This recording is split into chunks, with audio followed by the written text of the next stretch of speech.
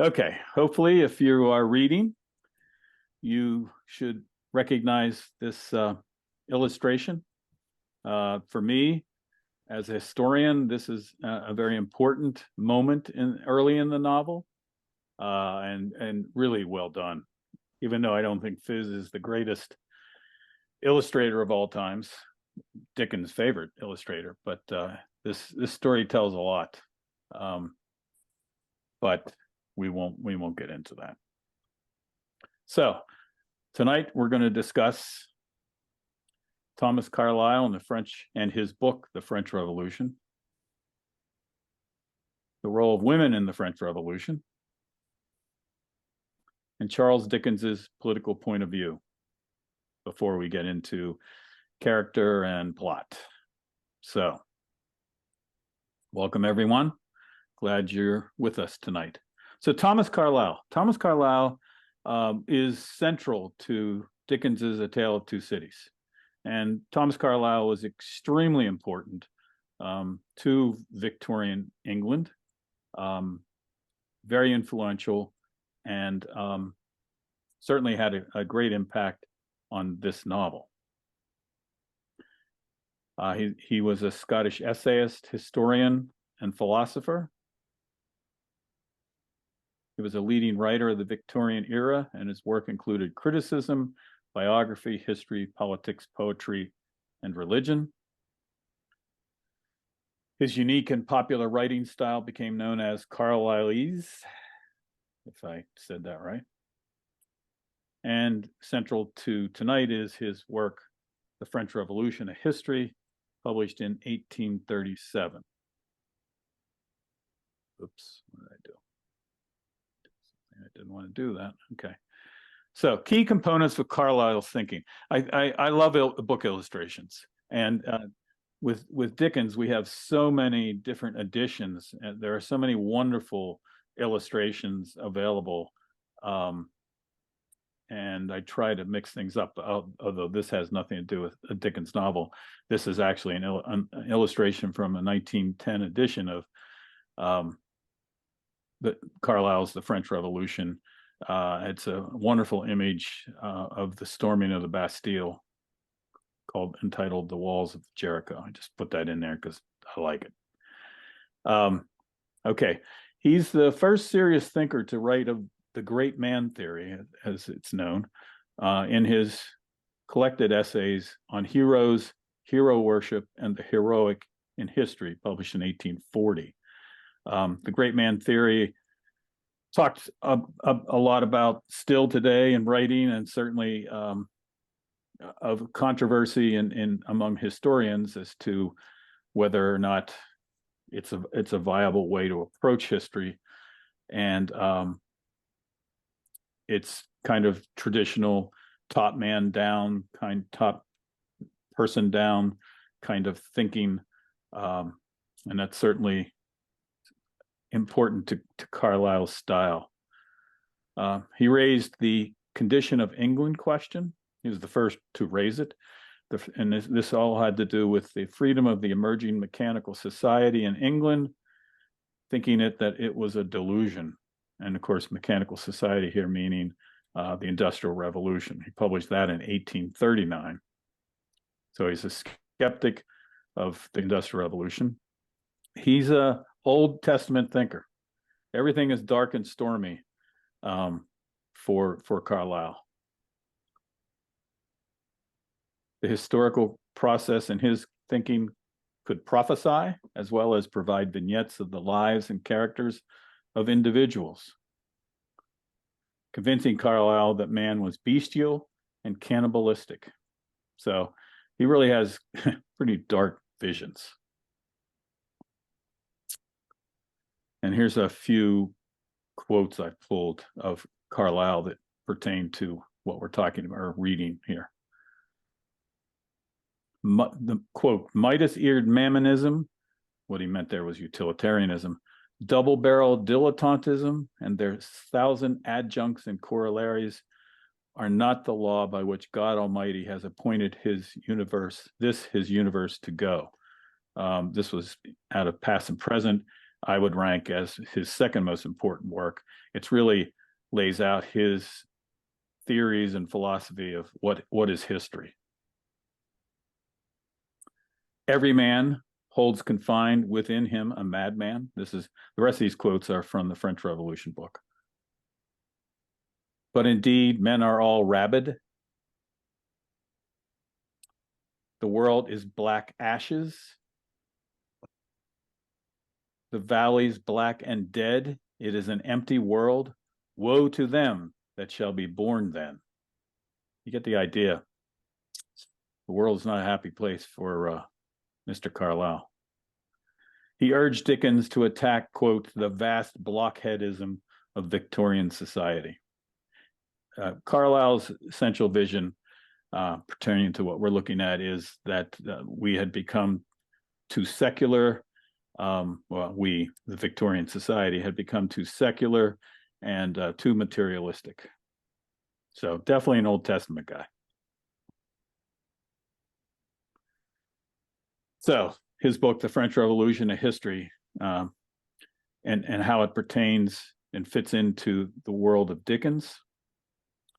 Dickens's first creative period from 1836 to 1842, and I'll add my favorite period of his Dickens's writing, as far as I'm concerned, coincided with the rise and the peak of the Chartist movement. I'll be talking about Chartists later. That was a working class movement. It's going to die out after 1842, Chartism, but it'll be revived in 1848 on the heels of the revolutions of 1848, which we're going to talk about next week, when all hell's going to break loose for a second time throughout Europe. And for many Victorians, threaten what they're trying to hold on to within England. Dickens had no doubt read Carlyle prior to 1840. He's published in 37. By 40, we're pretty sure he read it. He and Carlyle work up a friendship. They'll meet a couple times. This is very exciting for Dickens to be able to be face to face with Carlyle. He saw Carlyle as one of the big guys before Dickens had become as famous as he would become. And one of the urban legends, it's somewhat documented, is that Carlyle delivered to Dickens a wheelbarrow full of books that Carlyle used to research the French Revolution before writing his own tome. Because there had already been a lot written, but not really good history. But we have to move on to another side topic, and that would be the role of women in the French Revolution. Jenny? Yep. Women participated in virtually every aspect of the French Revolution, but their participation almost always proved controversial. The writers of the Enlightenment most often saw women in traditional roles revolving around their family life. Rousseau did not believe that women needed a serious intellectual preparation for life. Women were still looking for better education and protection of their property rights. They were also the ones standing in the long lines for bread. In October of 1789, a crowd of women in Paris marched 12 miles to Versailles to demand an accounting from the king, and they were later joined by thousands of men. The first slide you're seeing here is from the period by Chaurier. It's a picture of a women's club meeting in a church, and they had many women's political clubs where women got together and debated ideas. They started the political clubs, and in 1790, Marie-Jeanne Caritat published a newspaper article in support of full political rights for women, which caused quite a sensation. A group called the Cercle Social launched a campaign for women's rights in 1790 and 91. Unfortunately, women never gained full political rights during the French Revolution. Most of the deputies thought the very idea was ridiculous. And sadly, in researching this, French women did not end up getting the vote until 1944. So, as you can see in this picture, they were really into it, but it took till World War II for them to actually get the vote. So, if we move to the next slide, I'm just going to focus on a couple of women who were prominent in the French Revolution. The first two we're going to talk about actually were women of letters. They wrote a lot, wrote articles, and held salons, were more from the upper class. The second two women were more of the Madame Defarge school of being right boots on the ground in the middle of the revolution. So Germaine de Stael, she frequently attended meetings of the National Assembly, held her own salon at the Swedish Embassy in Paris, which helped shape conversations about the revolution. She met with Marquis de Lafayette, Thomas Paine, Thomas Jefferson, and Sophie de Condorcet. Sophie was another prominent writer and hostess of salons that always included women. Germaine was considered a radical, and she fled to Switzerland as events escalated during the Reign of Terror. Our next woman is Olympia de Gouges, or actually Olympe. She wrote the Declaration of the Rights of Women and the Female Citizen, modeled on the same document as the men. She wrote in the postscript of this, "Women, wake up. The tocsin of reason is resounding throughout the universe. Acknowledge your rights." She wanted a plebiscite to be held so people could choose their own form of government. Sadly, she went to the guillotine. Next up is Pauline Léon. She is a militant feminist of the Filles Sans Culottes. We talked last week about the Sans Culottes movement with the men. Pauline participated in the storming of the Bastille, was at the anti-royalist demonstration at the Champ de Mars massacre. She was also an outspoken proponent of giving women the right to bear arms. And she spoke before the National Assembly to ask for the formation of an armed women's militia. And if you follow in the book, you know, the women are carrying pitchforks and various things. She wanted them toting guns, and was very outspoken about that. Our last woman, Tolania de Merincourt, she was a mysterious organizer of the revolution. There are a lot of stories about her. She attended meetings of the National Assembly dressed in a man's riding habit and a large round hat. There's a picture of her here in this outfit. She co-founded the short-lived Society of the Friends of Law in 1790 and advocated for radical ideals. She may have helped to coordinate the riots of August 10th, 1782. She spoke before a crowd of women where she was savagely beaten while giving a pro-Girondin speech in the May of 1793. She never recovered from the severe head injury she received during that beating, and was declared certifiably insane on September 20th of 1794.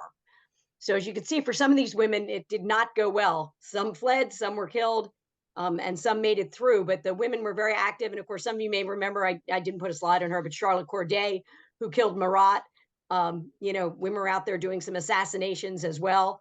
So they were very active in the revolution. As you will see as we continue on in the book, between Madame Defarge and the Vengeance, you will see more of women's activities.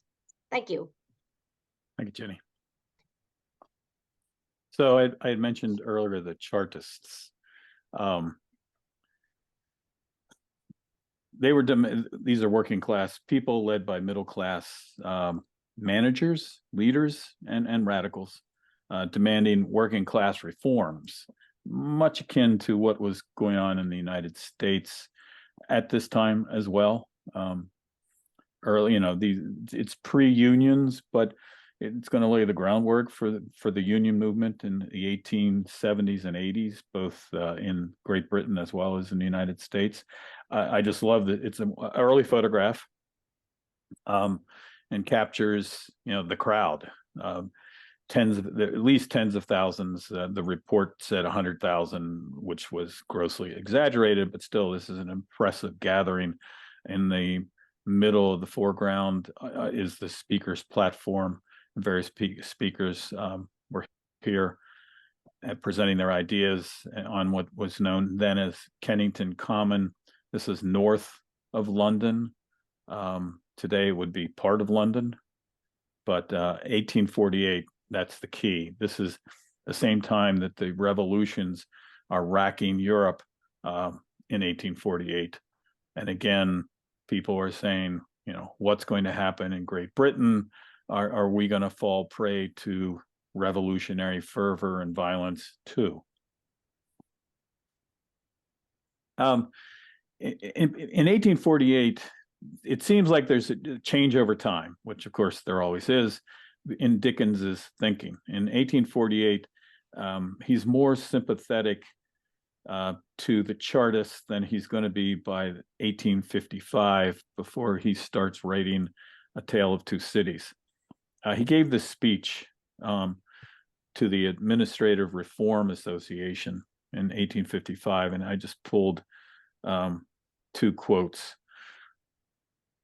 Quote, "I believe that in order to preserve it in a state of real usefulness and independence, the people must be very watchful and very jealous of it, and it must have its memory jogged and be kept awake when it happens to have taken too much ministerial narcotic.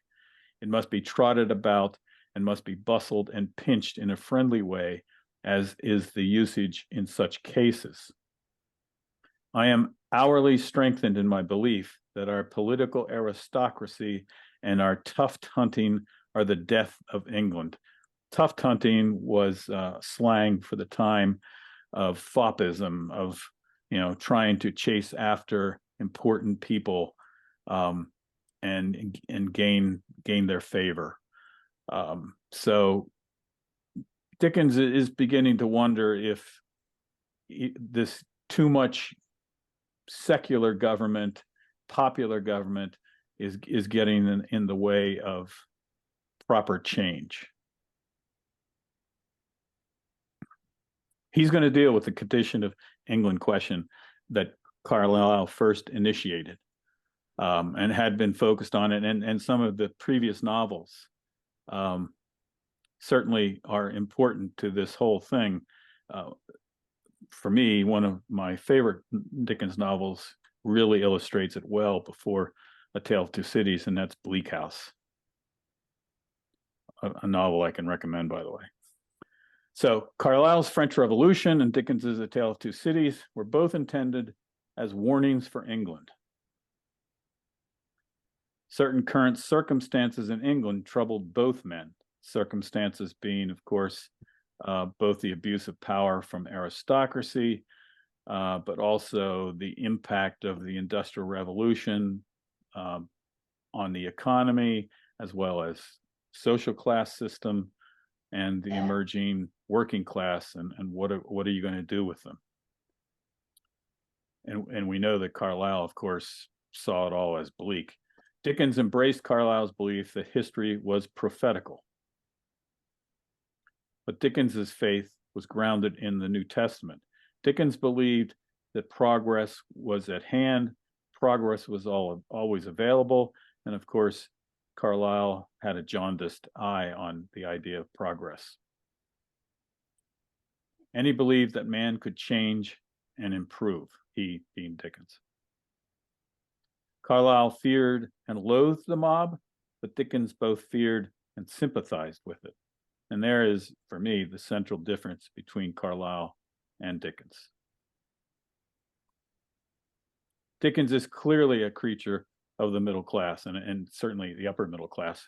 By the time he's writing A Tale of Two Cities, he's a wealthy man, and he is definitely in the upper crusts of society. He's living well, and he's a superstar at this point. In fact, I don't think it's an exaggeration to say that by publication of A Tale of Two Cities, he is the #1 superstar in England.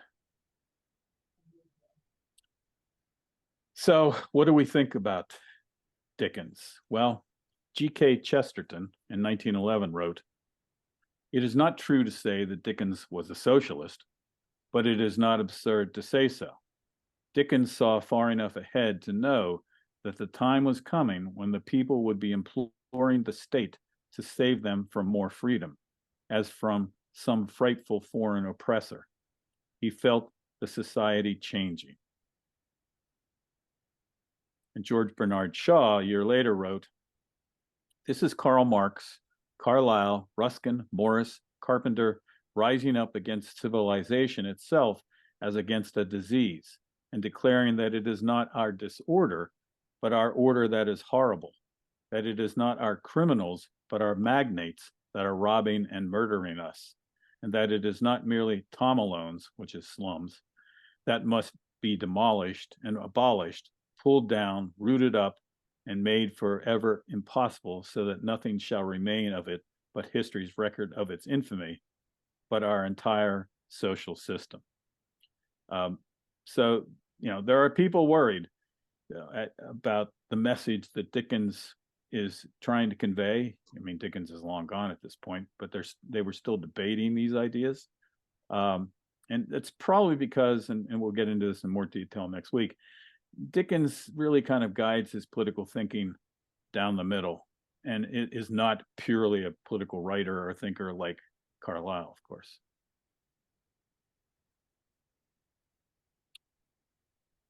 The D word, democracy. Democracy was certainly a troublesome word to be used and thought about in Europe and Great Britain at this time in 1848. And I remind you that John Adams, our own John Adams, a little earlier, equated democracy with what he called mobocracy.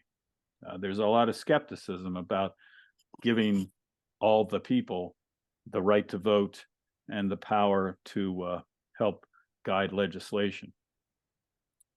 So democracy is a very debatable term in 1848 and well beyond 1848. Again, 1848, a year of revolution.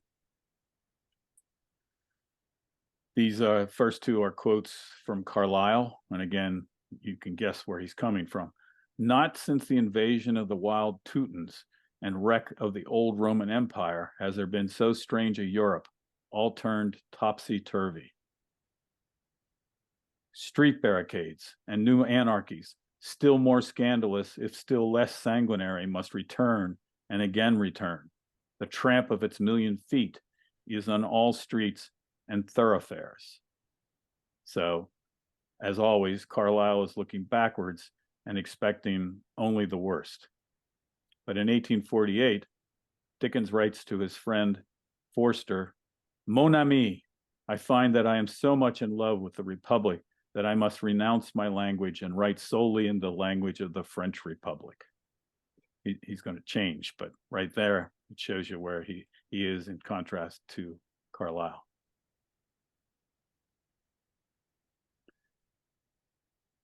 In a letter to George Scott in 1848 again, "There is great talk now and then of the Chartists here, but I believe 3/4 of it to be got up by the government for their own easy purposes. Boys get on lampposts and say, 'Hurrah for the Marseillaise.' Even he's suspicious that the government is behind some of the information that is promoting troublesome ideas." Was Dickens a British radical? I've already given you my answer to that. John Ruskin described Dickens as, quote, "a pure modernist, a leader of the steam whistle party par excellence." Here, steam whistle party meaning the industrialists, both those who own and run the factories as well as the working class. Dickens was organizing his novels around his critique of the dehumanizing structures, ideologies, and bureaucracies of 19th century Britain. So that's it for me for today. Next time we'll talk about specifically some more politics. So I turn now to the characters again. Doc? Okay. So first of all, I wanted to say that this is Banned Books Week, and I'm wearing my Banned Books t-shirt. You should show that off when we go back to full screen. Yeah. And yeah, and it's an interesting thing is that, and I remember, coming across this last year with Oliver Twist. No novel by Dickens has ever been banned. There's probably a good reason for that, because no banner would take the time to actually read an entire novel by Dickens. But that's just my opinion. So what I'd like you to do as I read the blurb on page 92 from Book the Second is take a look at that illustration. This is by Fred Bernard, Nafis, and see what you can see there. That any images that you think reflect especially well the quote and issues that you've now seen in the novel, especially those regarding these two guys, Stryver and Carton. The lion then composed himself on his back on a sofa on one side of the drinking table, while the jackal sat at his own paper-bestrewn table proper on the other side of it, with the bottles and glasses ready to his hand. Both resorted to the drinking table without stint, but each in a different way. The lion, for the most part, reclining with his hands in his waistband, looking at the fire, or occasionally flirting with some lighter document. The jackal, with knitted brows and intent face, so deep in his task that his eyes did not even follow the hand he stretched out for his glass, which often groped about for a minute or more before it found the glass for his lips. 2 or 3 times the matter in hand became so knotty that the jackal found it imperative on him to get up and steep his towels anew. You want me to go back to the illustration, Doc? Yeah. Okay, so what do you see there, guys?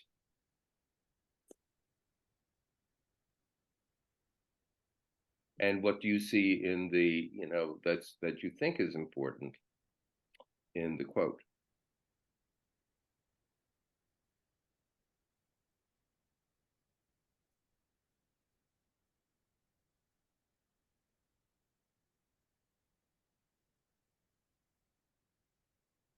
I can jump in. Sure.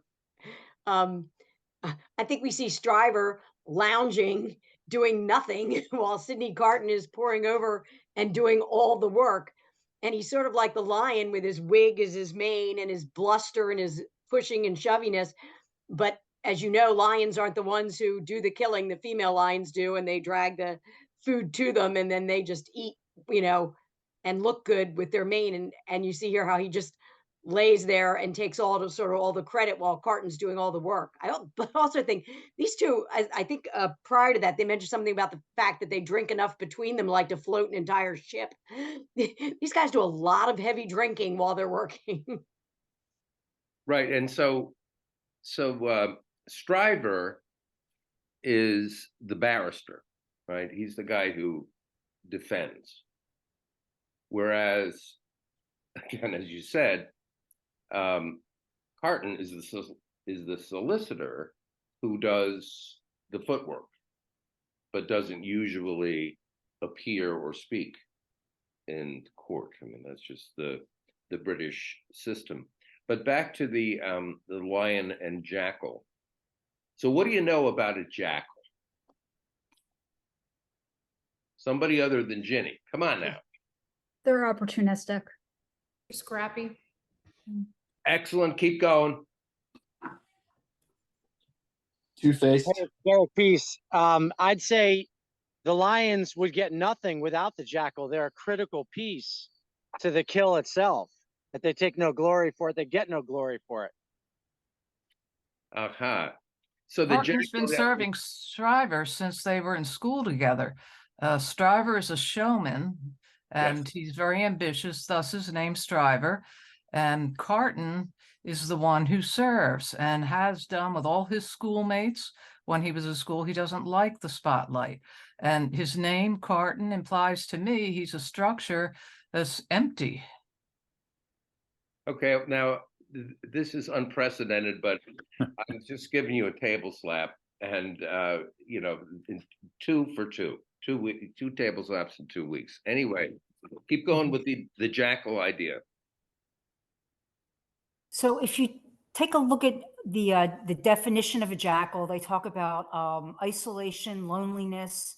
They like to live in the ruins of former cities, but then they are also in some civilizations known for rebirth and sacrifice. Yeah, and they're also known as the triumph of brains over brawn. Particularly good at getting the best organs of the kill.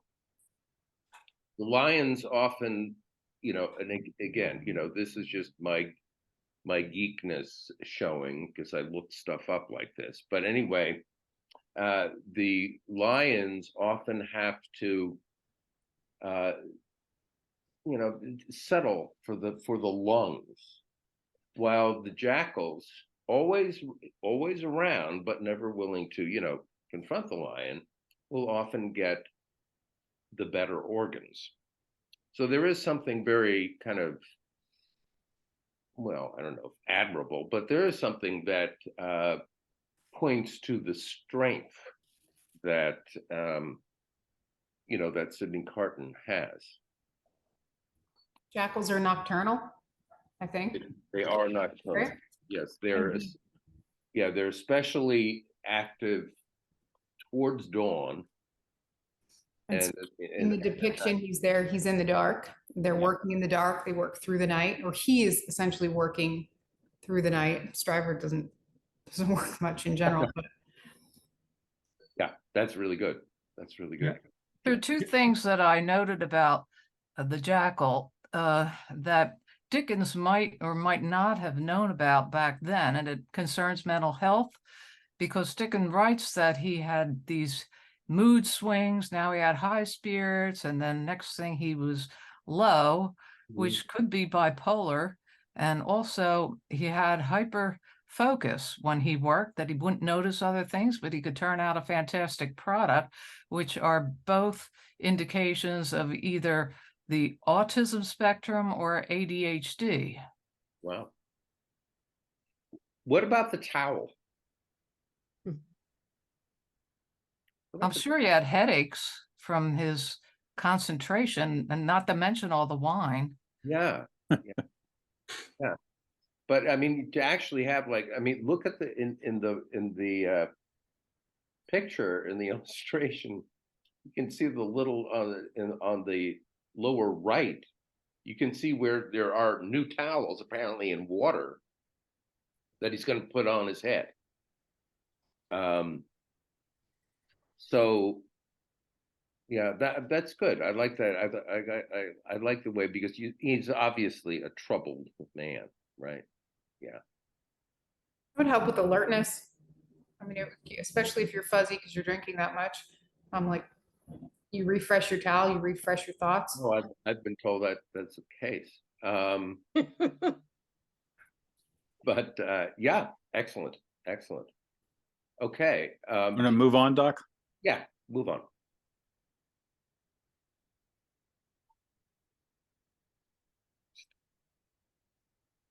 Okay, Pross and Cruncher in this section of the book, we finally get to see them at home in their home settings. Whereas when we met them in the first readings, Cruncher was on the road and working his way back to London, and Miss Pross was just in the room when Lucy found out about her father, and we really haven't heard a word from her since. So it's interesting when she first appears again to, once again, Mr. Laurie sees her, and she's basically bullying him, giving him a hard time about answering every sentence with indeed, and saying, do you have to keep saying indeed? Can't you say something else? And he finally says, really? And she's like, well, that's not so good, but he's really trying to find out how she is. And she says, really is bad enough, returned Miss Pross, but better. Yes, I am very much put out. Laurie says, may I ask the cause? I don't want dozens of people who are not at all worthy of Ladybird to come here looking after her, said Miss Pross. Do dozens come for that purpose?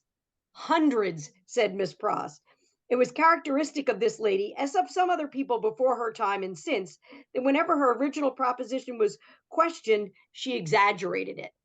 And so she seems to be worried about the hundreds, dozens who are coming to the house to bother her Ladybird. And then Laurie goes on to describe her, talking a little bit later, saying, one of those unselfish creatures found only among women, who will, for pure love and admiration, bind themselves willing slaves to youth when they have lost it, to beauty that they never had, to accomplishments they were never fortunate enough to gain, and to bright hopes that never shone upon their own somber lives. And I think that gives us a real insight into Miss Pross, what she's like. And Laurie goes on, and actually right after that, saying on 100, to say that puts her further up in his rank of angels, his devotion to Lucy, even though she is jealous about other people. And I did want to mention another quote I didn't have on there, one more from Miss Pross on page 103. Miss Pross was a pleasant sight, albeit wild and red and grim, taking off her darling's bonnet when she came upstairs and touching it up with the ends of her handkerchief and blowing the dust off it and folding her mantle ready for laying by and smoothing her rich hair with as much pride as she could have possibly taken in her own hair, as if she had been the vainest and handsomest of women. And there's another thing where you see her devotion, taking care of her. We're going to learn a lot about how much she cares for Lucy and the family and will do for her as we go on in the book. So it's important that you're seeing this arc of Miss Pross as we learn more about her. Okay, Mr. Cruncher, and he gets quite a bit in this book, in this section of the book. And once again, there is a mystery about Jerry Cruncher, and I'm not doing spoilers. So for those of you who've never read the book and are reading as we go along, I'm not going to say what's happening. But we're giving a glimpse of his home life that's giving us a few more of these little breadcrumbs to follow. And I'd like to say, for those of you who have not read the book and are reading with us as we go along, after this section, write down on a piece of paper what you think it is that he's up to, and see when we get on to the next section of the book, how close you are with that. So we start in his home life. It starts out, we learn once again that he sits outside Tellson's as a messenger, but he ends up at his home life. And of course, he brings us both humor and what's going on. So the scene where he first appears, the scene was Mr. Cruncher's private lodging in Hanging Sword Alley, Whitefriars, and the time 7:30 of the o'clock on a windy March morning, Anno Domini 1780.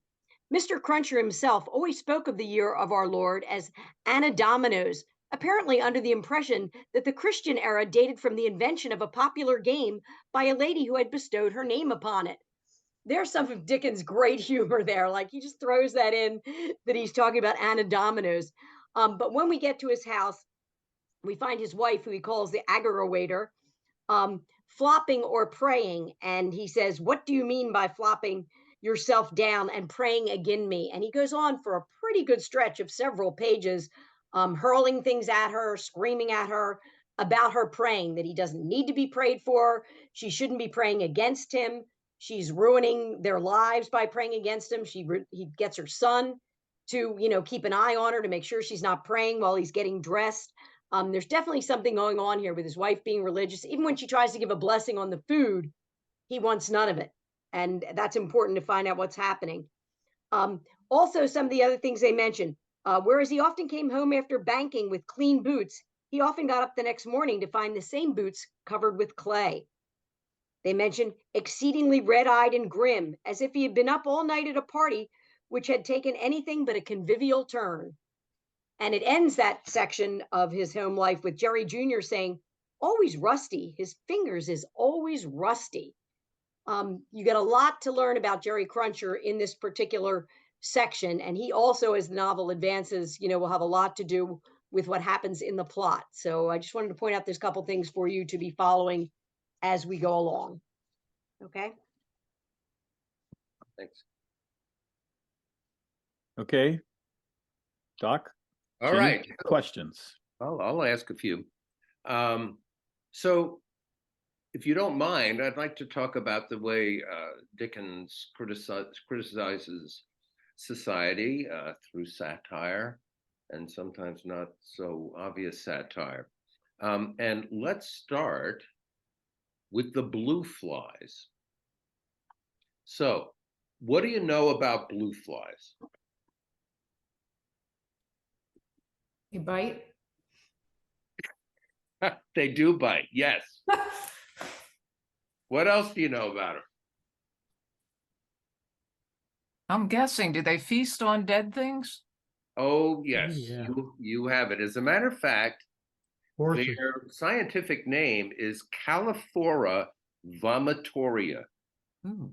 Let me give you. Yes, and the larvae feeds on corpses. The adult blue flies actually they pollinate, but they pollinate only plants that smell like death, like skunk cabbage. So that said, blue flies are mentioned a lot in these pages. One is on 69, towards the bottom. When the attorney general ceased, a buzz arose in the court as if a cloud of great blue flies were swarming about the prisoner in anticipation of what he was soon to become. So there, what is it, what's he suggesting?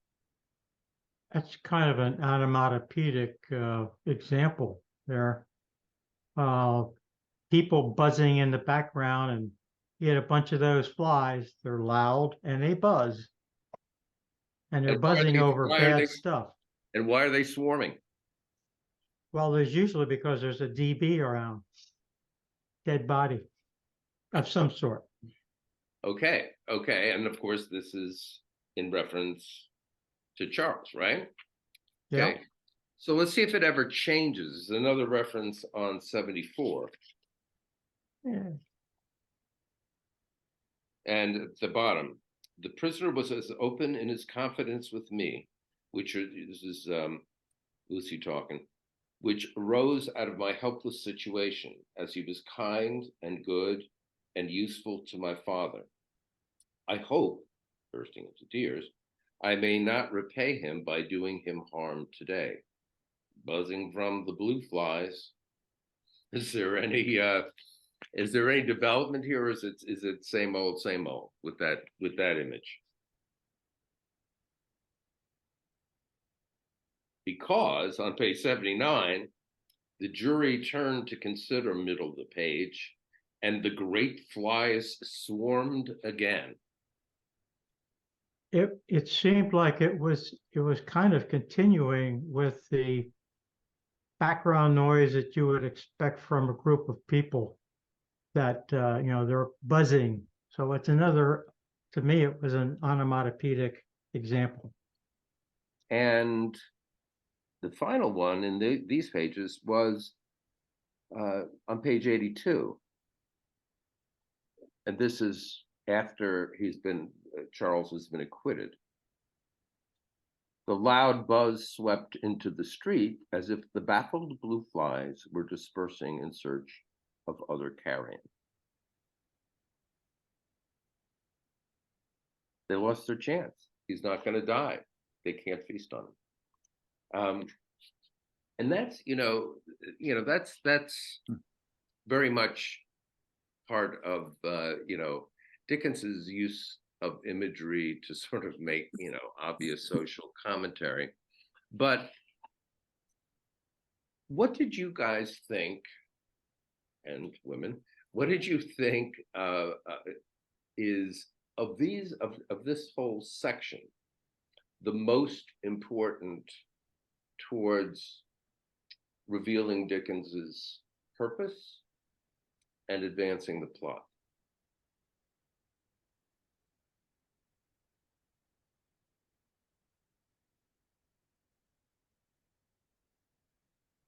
He was trying to illustrate how the people just wanted to see the carnage. They didn't really care if he was guilty or not. They just wanted to see him mutilated. That was a very gruesome description of what was going to happen. Yeah. And in fact, there's that, oh, look at that. Hi there. Wow. There's a cutie.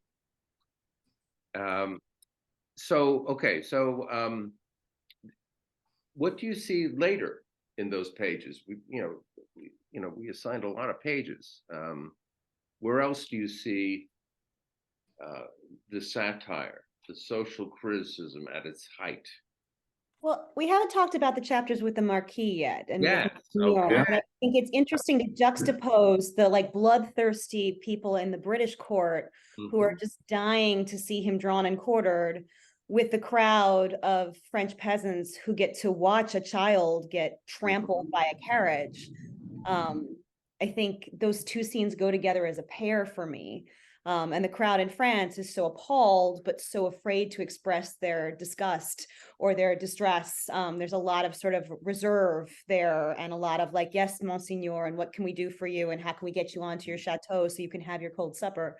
They aren't as interested in the blood because they live it every day. Whereas the British seem hungry for it because it's not happening on their soil at the moment.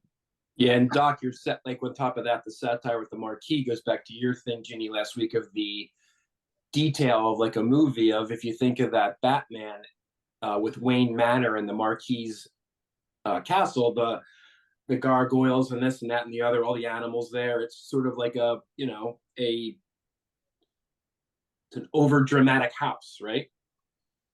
Fancy house, mansion, Yeah, chateau. you know, something else. So did we talk about the way that the judge speaks about the king in the courtroom, where he goes on and he says like the same, what is it, like ever loving, magnificent, blah blah blah, and then he goes on and he says that like six or seven times in a row in the courtroom. That's satire there, I believe. Yeah, and there's also quite a bit of attention to George Washington. Right. I also think there, as Becca pointed out too, I think there's a lot of parallels in England with violence and France with the violence in the Reign of Terror, because there's all this talk about, even Jerry Cruncher says it seems mighty hard to spile a man, as kill him, and make a mess of it. But also in that description of Tellson's bank in the beginning, and they talk about, death to the forgers, death to the the people who took money, death to the guy with a horse that went off with the money. They said if they lined up all the skulls, they would go all the way up to the windows. And yet you're thinking ahead, no spoiler there, that in the French Revolution, a lot of heads are coming off. But in England, when they talk about it, particularly when Cruncher talks with a man about the quartering, and he said, it's the law, and we should know about the law. And I think it's fascinating that, Dickens, England thinks they're civilized, because there was a line here that I thought was great on page 63 that said, whatever is right, an aphorism that would be as final as it is lazy, did it not include the troublesome consequence that nothing else ever was wrong. Nothing that people ever did was wrong, because, and that's sort of a lot of what they're talking about in this, that it's okay to go ahead pillorying people and drawing and quartering, because that's what we always did, and that's what we're always going to do, and so it can't ever be wrong. He also starts, saying that it's the whipping post, another dear old institution, very, very humanizing and softening to behold in action. Also, for extensive transaction in blood money, another fragment of ancestral wisdom, systematically leading to the most frightful mercenary crimes that could be committed under heaven. One of the quotes I found is that from that critic who, a contemporary reviewer, who talked about no portion of Dickens's popularity is due to intellectual, it shouldn't be innocence, it should be excellence. Sadly, I must have had a brain fart. The two main sources of his popularity are his power of working upon the feelings by the coarsest stimulants, and his power of setting common occurrences in a grotesque and unexpected light. The melodramatic story he tells about the wicked Marquis is a grossly unfair misrepresentation of the state of society in France in the middle of the 18th century. So, how do you reckon this this critic, Sir James Fitzjames Stephen, came to this conclusion? Do you see anything right there? Do you agree with anything he said? Last week we were, several of you were talking about the sentimentality, the way that Dickens, grabs our hearts, okay? And the way he kind of manipulates them as he wants. And so here's a question that might might shed some light on this. Is there anything good about the Marquis? Is No. there any? I mean, you talk about creating character. He likes his horses. Yeah, but He's where horses come first. Are they hurt? Who cares about that kid on the ground? I mean, We is need that- him for contrast. what's that? We need him for contrast. Like he draws the parallel. He's so far on the other side of everyone else's life. So without him, everyone else's life is too commonplace. It normalizes, like in the quote that you're talking about, common occurrences, like they are common though, and the grotesque nature of them is common.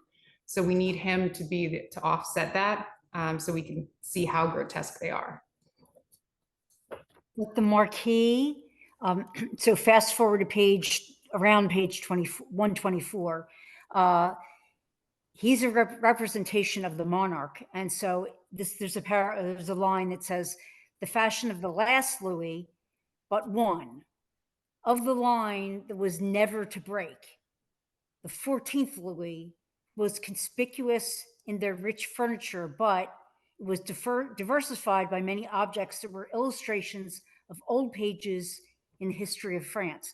I think this was a line that was, again, the 14th, the 15th, the 16th is when it ended, but it wasn't supposed to.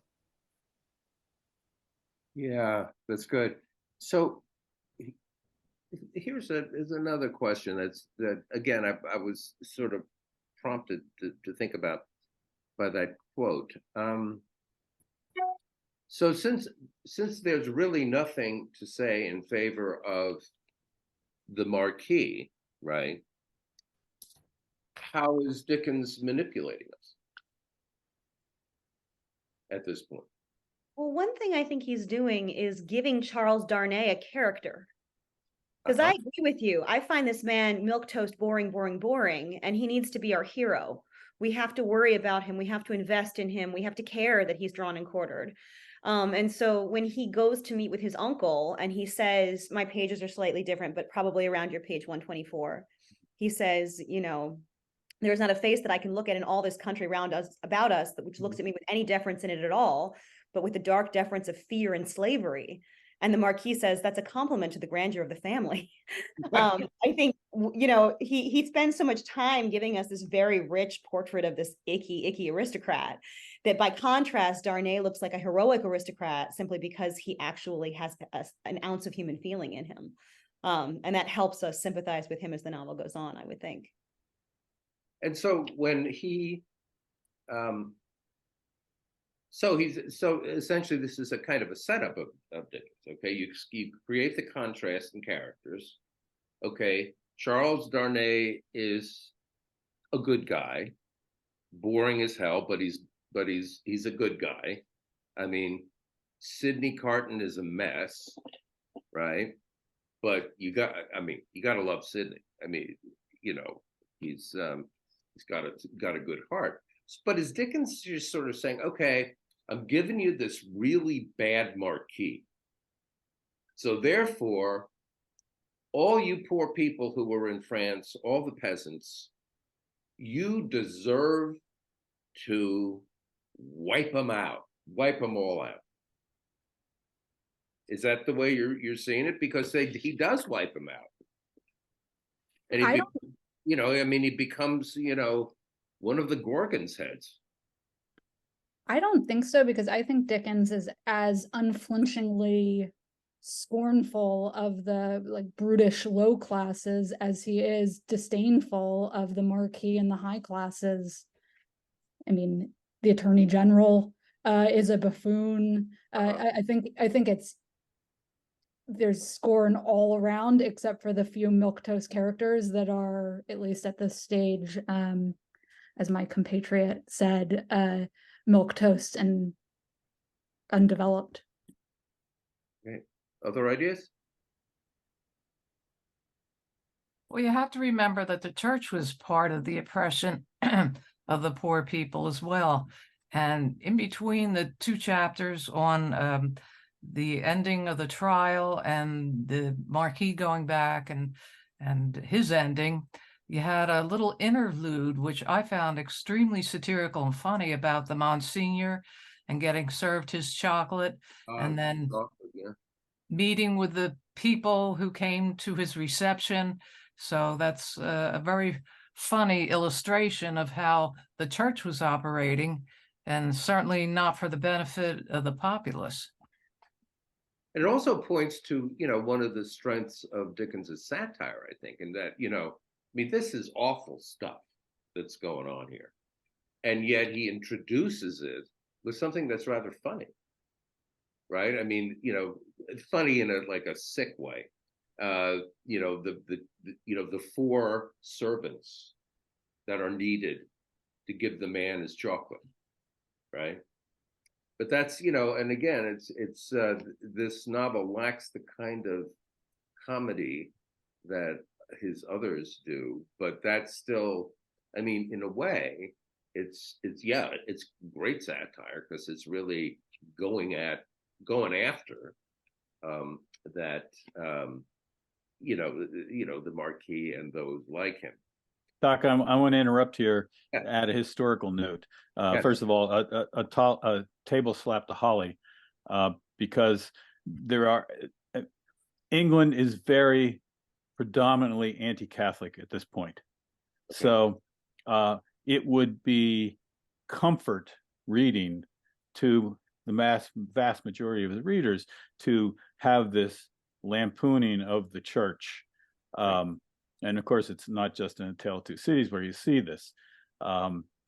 Anti-Catholicism is going to be a strong piece. Another reason, A, why the English don't like the French at this point, and B, of why there's this fear of the French Revolution spreading to England, perhaps, promoting Catholicism. That was certainly a fear when Napoleon is at war. And anti-Catholicism will remain a strong theme throughout the Victorian period. And it really isn't until late Edwardian, or even a little later, if you get into, what's that great, forgetting the novel, it's been PBS'd and everything, about English Catholics. But regardless, I'm getting old, so the brain isn't as sharp as it used to be. Thinking of Brideshead? Thank you, Brideshead. Yep. Table slap.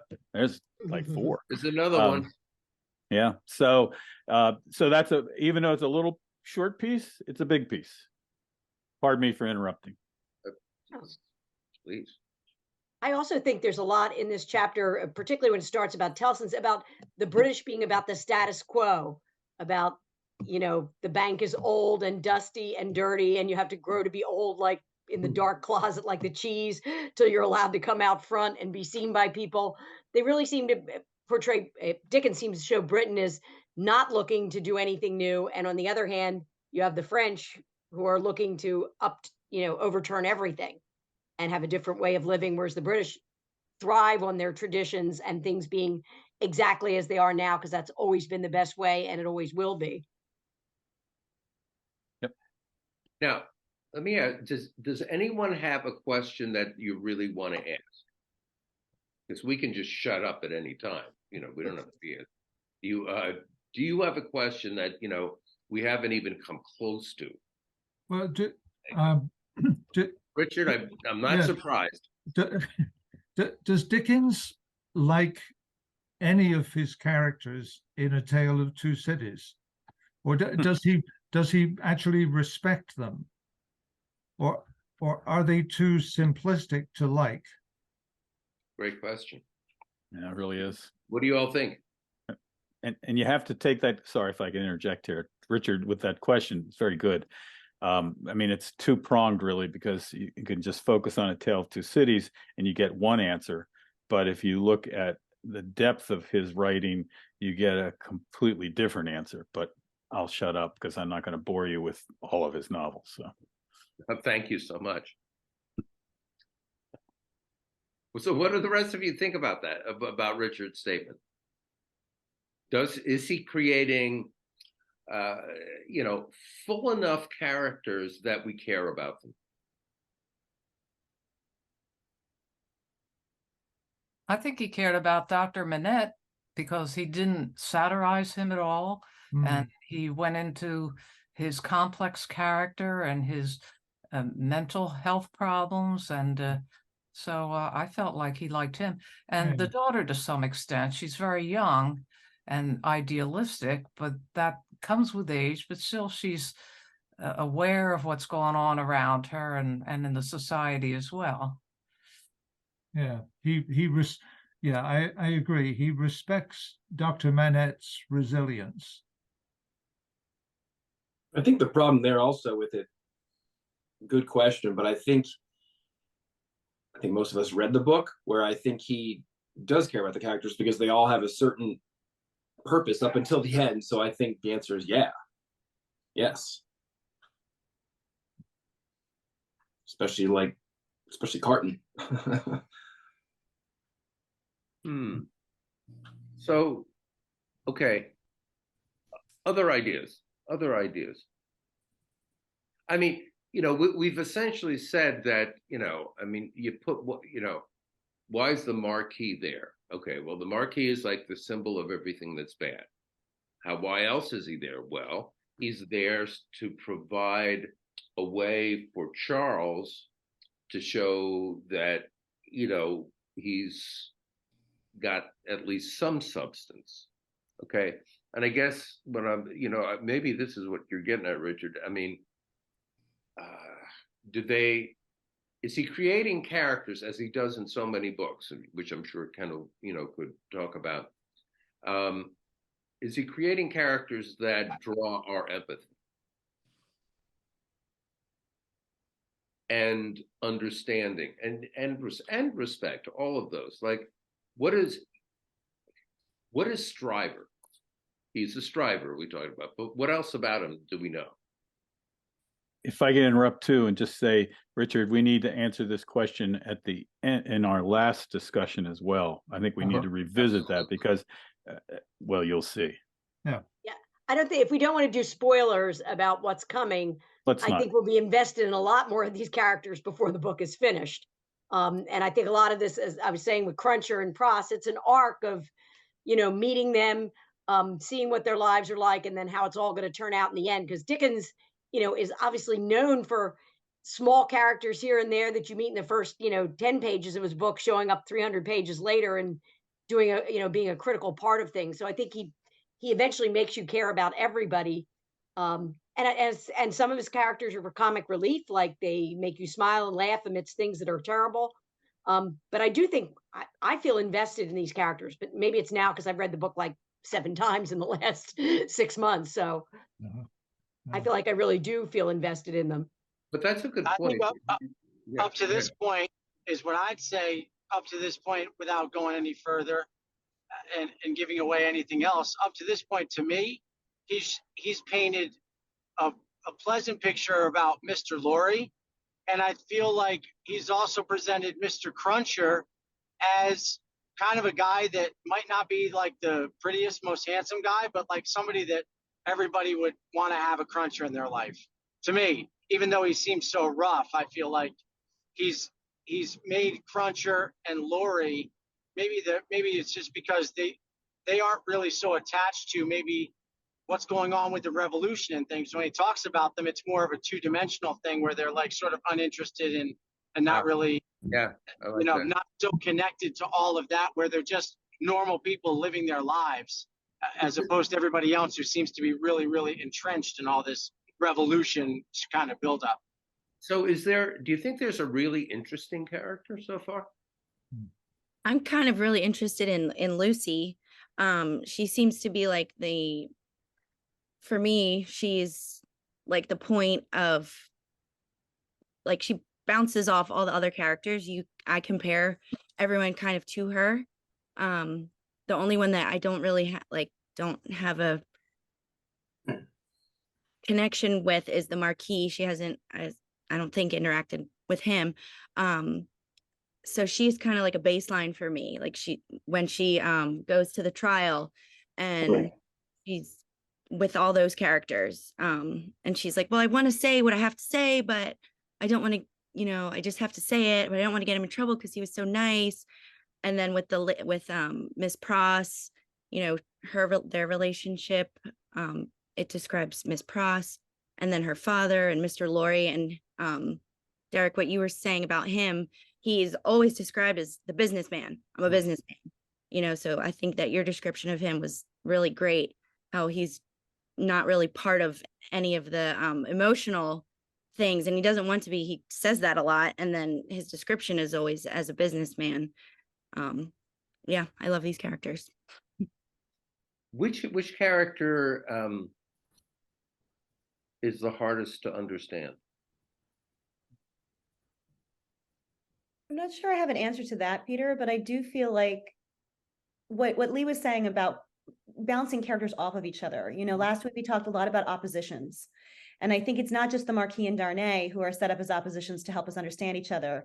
They're all paired that way. And maybe it's just because I've been teaching foils to my 9th graders, so that's where my brain is. But I'm noticing there's a moment where Mr. Carton says, "Business, bless you, I have no business." And Laurie goes, "Oh, well, that's a pity." They're all bouncing off of each other and kind of helping us understand each other in their opposition to other characters. So I feel like at the moment, they're just foils for each other until we sort of see one of them light up. Right now, I don't know who's the main character I'm supposed to follow and who's the person who's just giving me information about that main character, because they're all just bouncing off of each other. With the exception, I think, of the 2 that Ginny's following. I'm not sure Cruncher is bouncing off of anybody. I'm not sure Miss Pross is bouncing off of anybody. But they're interesting to me. Maybe the Defarges too. They're kind of those fringe characters that I haven't seen a pairing for yet. And I'm just interested to see how they emerge as fully fledged characters. But right now they're sort of set pieces set in opposition to each other for me. That's really good. So we should probably wrap things up, Doc. Right. One more thing, but this to keep with what I just said was what. There was a side comment there from the gallery. I'm not sure. It was from Amanda's circle. So I know it's I might have to give the look. I did. It's fine. Yes, we saw it, Amanda. Think more about the doubles, and just to throw it out there, for me, by far the most interesting, complex character who I actually adore is Sidney Carton. I mean, he's the guy he is so screwed up. Is that how you relate to him, Doc? It is. I see my youth in him. But it's probably time for us to say goodbye. I think that's a great note to end on. I think this was a great discussion tonight. And there'll be more and more discussion built into this, so that actually for session 5, it'll be mostly just discussion. So, because there'll be so much to talk about as things unfold, because they unfold pretty quickly there, since it's such a short novel by Dickens standards. So, Kendall, Richard, could you just go back to the very beginning? There was something you said that I've had on my mind. When you were talking about Thomas Carlyle, you said that he was skeptical. I think you said he was skeptical of the Industrial Revolution, and I don't know what that means. Sure. Even though most of his life is spent in the 19th century, he's really an 18th century guy. Like Edmund Burke, if that means anything to you, he was a conservative member. He was kind of the founder of British conservatism, 19th century style, and he despised the French Revolution. Carlyle and his ilk saw the Industrial Revolution as more of a bad thing than a good thing. Comparison would be Thomas Jefferson, not completely, but bear with me. Thomas Jefferson loved agrarianism and felt that the United States would be best to stay as an agrarian power. Of course, he was totally wrong. And Carlyle's thinking the same thing.